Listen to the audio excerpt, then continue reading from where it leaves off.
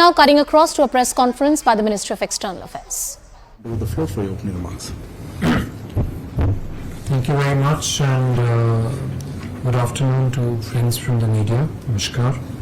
Thank you very much for joining us this afternoon for this briefing on the upcoming visit of the Honorable Prime Minister of India to South Africa for the BRICS Summit, and then onwards to official visit to Greece. Honorable Prime Minister will depart tomorrow morning for Johannesburg, where he would be participating in the 15th BRICS Summit that actually starts tomorrow only and concludes on 24th of August. Just to recall, Honorable Prime Minister had last visited South Africa in July 2018, that was for the 10th BRICS Summit, and then in July 2016 for a bilateral visit. South African President Cyril Ramaphosa, he had visited India in January 2019, where he was also the chief guest for the 70th Republic Day celebrations. The two leaders had also met in June 22 in Germany on the sidelines of the G7 Outreach Summit, and most recently they spoke to each other just a few weeks ago. South Africa is, as you all know, the incumbent BRICS chair, and the theme of the BRICS Summit this year is BRICS and Africa, Partnership for Mutually Accelerated Growth, Sustainable Development and Inclusive Multilateralism. This would be the first in-person BRICS Summit after 3 consecutive years of virtual meetings owing to the COVID-19 pandemic. You are all aware of the importance that India attaches to the BRICS group and consider it as an important expression of global multipolarity. India last held the BRICS chairmanship in 2021.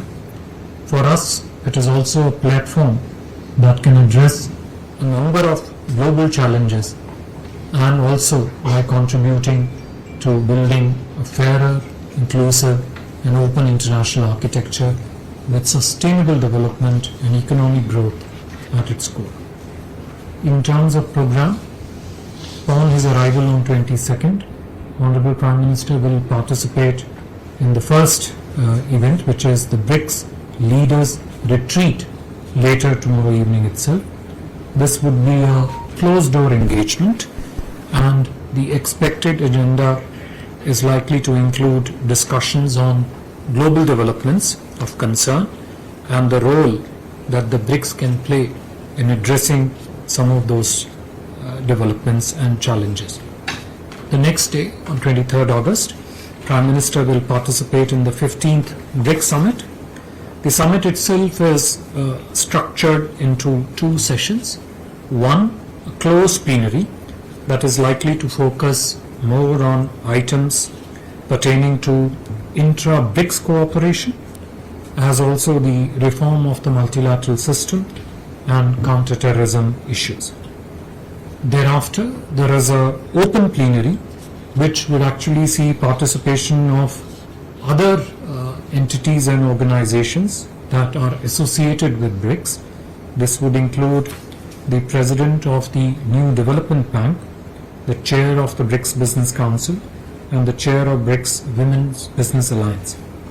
The participants are likely to deliberate on issues such as global economic recovery amid ongoing geopolitical challenges, sustainable development goals, something that would, I think, continue throughout the different sessions of the BRICS Summit, women-led development, as also addressing the concern and interest and priorities of the Global South. The summit would conclude on 23rd, and on 24th, Prime Minister will participate in BRICS Africa Outreach and BRICS Plus Dialogue. We understand that the host country, South Africa, has invited a number of guest countries from Africa as well as other emerging markets and developing countries to participate in this event on 24th. Partnership with Africa, how the partnership with Africa can actually shape and contribute to the development of the global south will figure as one of the items, important items in the deliberations on 24th. You are all aware of India's own views and efforts in this regard, which were very clearly and in detail reflected in the Voice of Global South Summit that was hosted by the Honorable Prime Minister in January earlier this year. These priorities of the Global South, just to touch upon here, are also reflected in are going to be reflected in the upcoming G20 summit also, given the fact that this G20 presidency of India will see the largest ever participation from Africa in the summit to be held next month. For the 15th BRICS Summit, a business delegation from India is also travelling to South Africa to attend the BRICS Business Tracks meetings and also the meetings of the BRICS Business Council, BRICS Women Business Alliance and the BRICS Business Forum.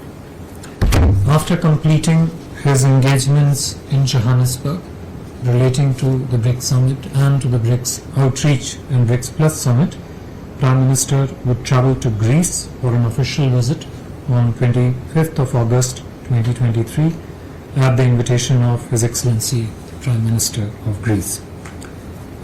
Ceremonial welcome on arrival in Athens, which would be followed by the visit to the tomb of the unknown soldier, where the Prime Minister would lay a wreath.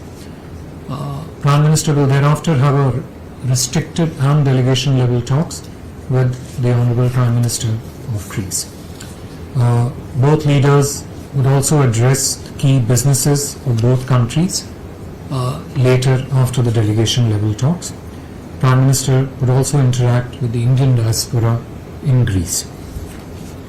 Just to recall here, Honorable Prime Minister had met the Greek Prime Minister in New York last in September 2019 on the sidelines of the UNGA. The important thing to mention here is that the last prime ministerial visit from India to Greece was in 1983. So it is after a considerable length of long period of time actually that a prime ministerial visit from India is taking place to Greece. Previous high-level exchanges between the two countries have also included a visit by former presidents of India, late Dr. APJ Abdul Kalam, and also former President Shri Ramnath Kovindji in June 2018. The Greek President had also paid a state visit to India in 1998, and the then Greek Prime Minister had visited India in 2008. Greece is one of India's important European partners. It's a member of the EU, of NATO, and a gateway to Europe and also to the EU market, and enjoys a privileged position at the crossroad of Asia, Europe, and Africa. Both India and Greece are not just modern democracies, but we also share close and age-old historical and cultural relations. Important elements of our partnership include defense and security, shipping, and most recently the elements relating to the migration and mobility are being given shape in terms of structured partnership between India and Greece. Greece is also being a strong supporter and a partner with India on issues of core interest in the UN and other international organizations, including their support to our permanent membership in the expanded UN Security Council. During the Honorable Prime Minister's visit to Greece, both sides will look to expand and diversify the trade and investment segment of cooperation, deepen and expand the defense and security partnership, infrastructure cooperation, shipbuilding industry, something which is a great strength of Greece and where the opportunities, extensive opportunities is there, energy, agriculture, education, and as I mentioned earlier, migration and mobility. The visit would give both sides an opportunity to discuss also the regional and global issues of mutual interest, and help broaden and deepen our bilateral engagement. I would stop here, and if there are questions, we'll try and answer them. Thank you. Thank you very much, sir. Round rules, please. Please introduce yourself and the organization you represent. I'll start with Yeshi. This is Yeshi Seri from the New Indian Express. So what are the chances of PM Modi having a bilateral with Chinese Premier Xi Jinping? Siddhant. So my question is India's stance on the expansion of the grouping, and another question, this is on Greece basically. What will be India's focus when it comes to connectivity plans connecting India with Sorry, via the Arab world. this connectivity plans? Okay. Yeah, please. Yeah. Sir Narendra मैं news nation से defence और security ties को लेकर आपने बात कही India और Greece के बीच में क्या इस पर और आप फोकस कर सकते हैं कि किन क्षेत्रों में दरअसल डिफेंस सेक्टर में दोनों देश अपने जो टाइज है उसको बढ़ाएंगे और मैरीटाइम में दरअसल क्या होने वाला है? Manush.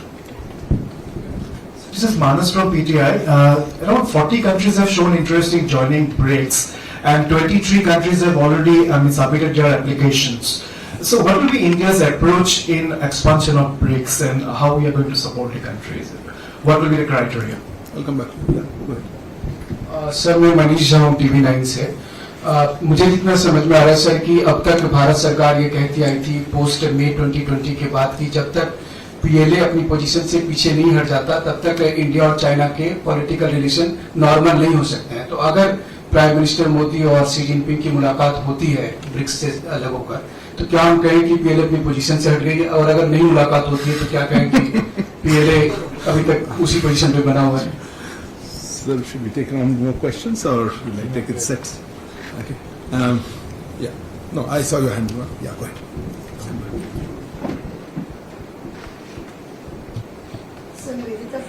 Microphone, please.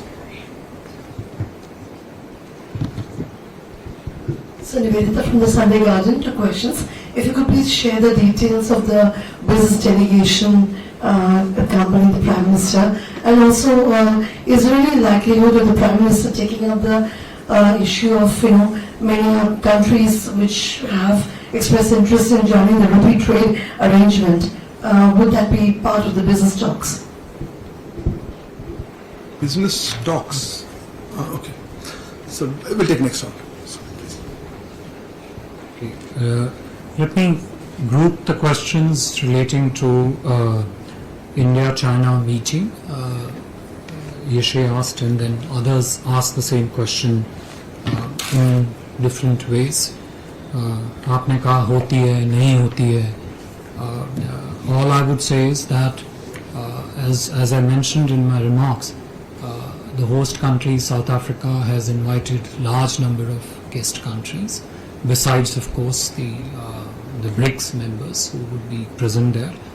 The Prime Minister's schedule in terms of bilateral meetings with those On the upcoming BRICS Summit and much more on the geopolitical developments. We'll continue tracking that and all the voices here on CNN News 18. For now, a very short break.